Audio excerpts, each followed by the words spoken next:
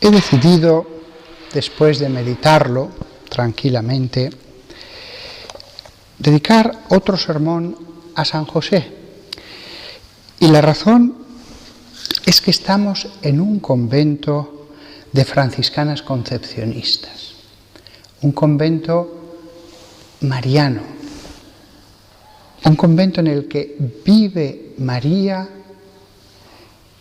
y las religiosas que están aquí tratan de conocer más a María y de tener los sentimientos de María. Y por María, es decir, por el amor que le tuvo María a San José, es por lo que me gustaría que todos juntos repensáramos más esta figura. También hay otra razón. Cuanto más conozcamos a San José, más conoceremos a María. José, espejo de la Virgen María. En el último sermón habíamos visto la relación de José con los sacramentos. No recibió ninguno. José no fue presbítero de la Iglesia, pero tenía el cuerpo de Cristo. No podía realizar la transustanciación. ¿Pero para qué? Si tenía ese cuerpo visible delante de sus ojos todos los días, casi todo el día. La situación en la que le puso Dios fue indudablemente más afortunada que la de cualquier presbítero. Su casa era un sagrario. El sumo sacerdote, una vez al año, podía entrar en el Sancta Sanctorum. Eso es lo que estaba estipulado por Dios. El arca que había allí dentro era símbolo de María. María era la verdadera arca. Y dentro del arca estaba Jesús, materialmente primero, durante 9 meses, pero siguió dentro espiritualmente. En la casa estaban Jesús al lado de María, pero en realidad Jesús espiritualmente estaba dentro de María.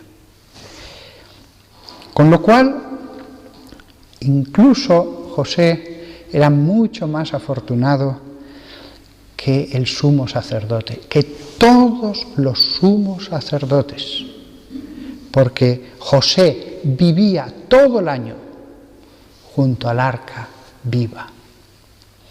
El templo que había sobre el monte Moria era símbolo. La casa de Nazaret era realidad.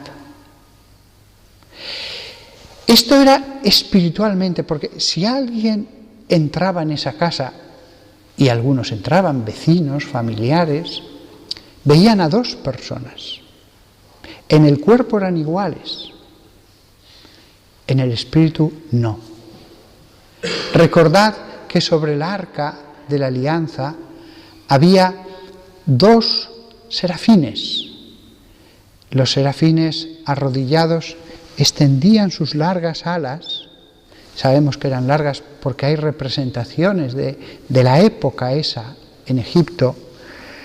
Y esos serafines extendían sus alas, adorando, mirando al propiciatorio, pero al mismo tiempo cubriendo.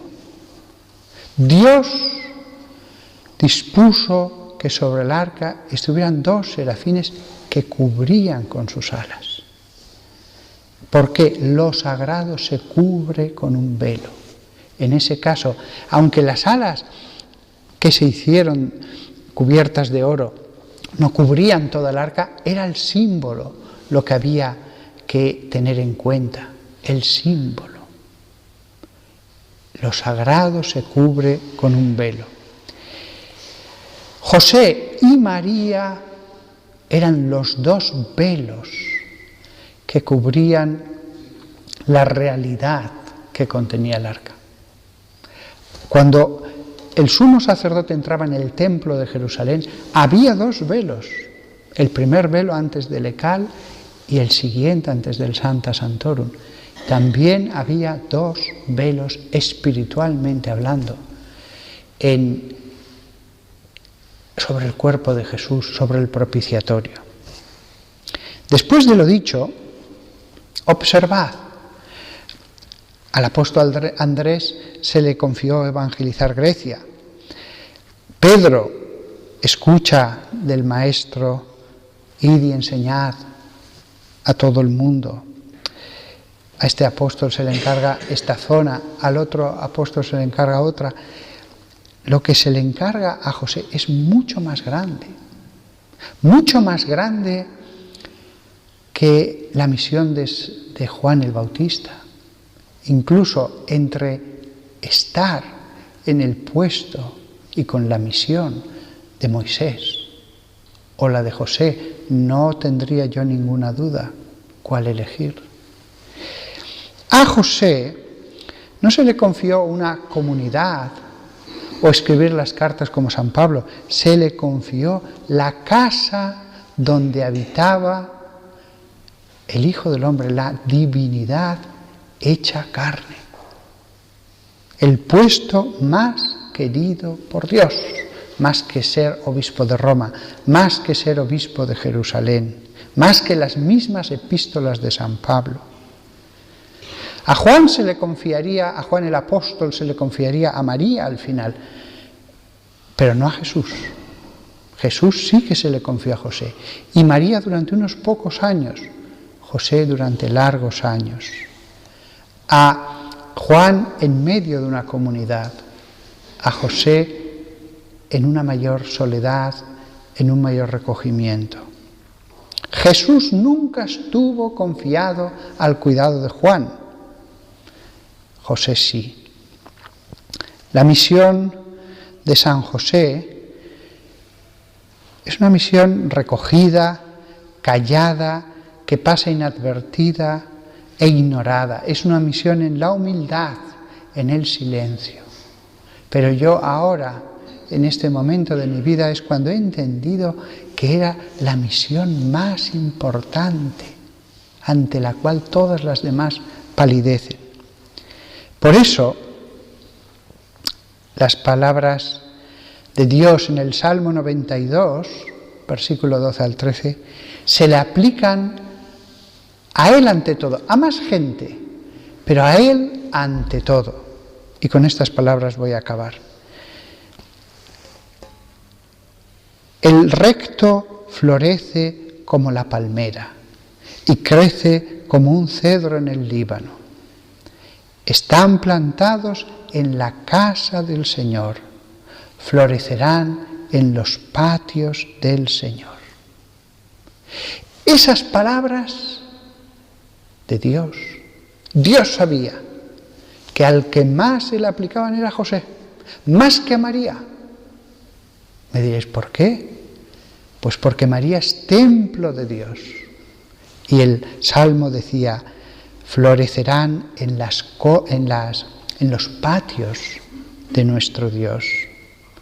Está plantado en la casa del Señor. Es decir, José estaba floreciendo, hundiendo sus raíces en el templo vivo que era María, y en cuya cámara más profunda estaba Jesucristo. El plan de Dios es grandioso. No es de extrañar que quedara velado durante tanto tiempo la verdadera trascendencia de esta figura. Y las iglesias primitivas tuvieran más devoción a mártires que habían sufrido terribles martirios o predicadores, pero Dios sabía. Y a partir del siglo XIV y XV empezó a suscitar a santos la devoción a San José. Y de pronto los teólogos empezaron a pensar y repensar lo que significaba es estar plantado en el templo vivo donde estaba Dios hecho hombre.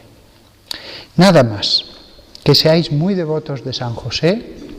Aquí en España tenemos la suerte de que tantísima gente tiene su nombre. Pues sed devotos de San José porque quizás solamente Dios lo sabe. Quizás después de María fue el hombre más santo que ha dado la humanidad.